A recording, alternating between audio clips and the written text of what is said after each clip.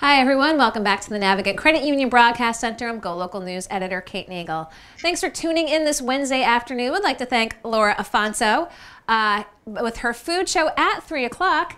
But as we do most Wednesdays at 4 o'clock, actually Tuesdays, we check in with Jennifer Lawless down at the University of Virginia. Jennifer, thanks for joining us today. Lots going on. I believe it was last week when I asked what was going to be taking place these next few weeks, and you had said it's all Mueller all the time. Well, the last about 36 hours have certainly proved true. Let's talk a little bit about recent developments, including those with General Michael Flynn. Right. So we're beginning to see a lot of activity, which is consistent with the expectation that Mueller would ramp up the activities post-midterm elections, which is exactly what happened. And what was released last night was the sentencing agreement between the special counsel's office and Michael Flynn, and it involved no jail time, which is important for a couple of reasons. First, it indicates that he definitely provided them with a lot of information. And second, it suggests, because so much of it was redacted, that the investigation is still far from over. And that was one of the things that has been pointed out. Of course, the redactions in there, the lack of suggested jail time. But the line of Flynn's substantially helping the U.S. government, again, leads you to believe that there's other things, greater things afoot here. That's right. And it's important to keep in mind that in order for the document to be redacted and for Flynn to have gotten no jail time, whoever he's helping the government get is more important than he was, and he was pretty high ranking. So this is the kind of information that people like Don Jr. and Jared Kushner should find very unsettling.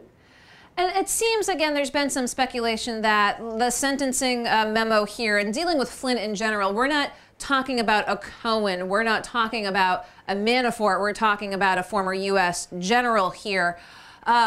You know, were you surprised, or did you think that, again, by his cooperation, that would be to cut him the sweetheart deal, if you will?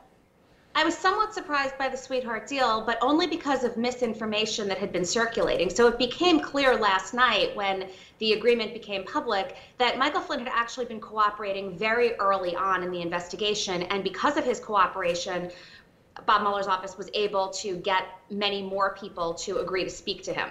That was not really the narrative that was coming out of the investigation, and that wasn't what most people thought was happening. So given that new piece of information, the sweetheart deal doesn't seem that surprising. Also, in light of Michael Flynn's previous service to the country, if anybody was going to be cut some sort of slack, it was probably him. So let's talk about what's taking place down in D.C., the funeral of George H.W. Bush. Obviously, a lot of coverage dominating the news cycle. Any takeaways from this as we've seen folks remember George H.W. Bush?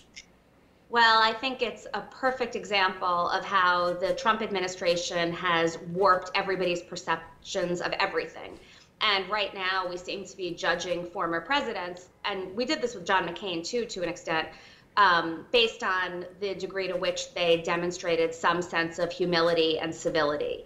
And we're not really talking that much about policy or about the way that George H.W. Bush left the country when he left the White House. So I think that really highlights how far from normal we currently are with the Trump administration. The other thing that I think is particularly important is that, unlike John McCain, George H.W. Bush made it clear that he expected all of the presidents to be at the funeral because that's what's the appropriate thing to do. And so far, so good. Donald Trump has not done anything to act in a way that would sort of violate the norms and the protocols. So between Mueller's developments this week, between the funeral taking up a lot of the media attention down in D.C., one of the things that did transpire was a tweet by President Donald Trump calling himself a tariffs man, and the markets reacted accordingly. I mean, do we really think he's doubling down on foreign policy, or do we think that he's trying to draw some attention away from certain investigations? I think it's total distraction politics. And this is not the first time that he's engaged in this tactic. It's certainly not the first time he's done it regarding trade and tariffs. When he has nothing to say that could help him, he tries to pivot toward policy that might have been helpful during the campaign. And I really think that's exactly where we are right now, because all of the coverage of the Mueller investigation is bad for Trump. And frankly, all of the coverage of the funeral is bad for Trump. Although I will note that to the extent that he manages to behave in a normal way, it helps him. Most presidents would not get a boost if they managed not to offend during a state funeral, but it's possible that Trump's approval ratings will actually go up a little bit. And finally, let's talk only in politics. Rudy Giuliani tweeting out that he believed that Mueller's announcement was coinciding with Trump's G20 appearance. Now, if most folks haven't seen this story here, unfortunately, Rudy Giuliani, when referencing the G20, didn't leave a space between the next portion of the tweet. So the hyperlink was not to the G20, but to a non-existent link that someone saw, took advantage, and put up some anti-Trump rhetoric in the landing page.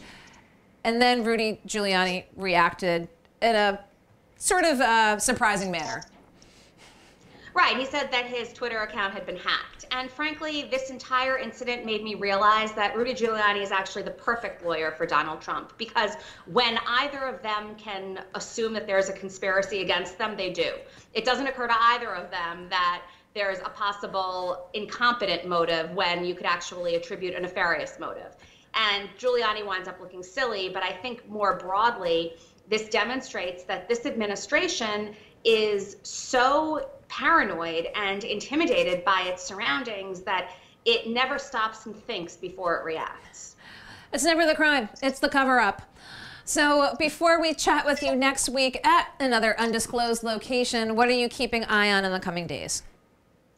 Still Mueller. On Friday, we're going to learn much more about Michael Cohen's agreement, and I think at that point we'll have a much broader sense of how far away from the end of this investigation we really are.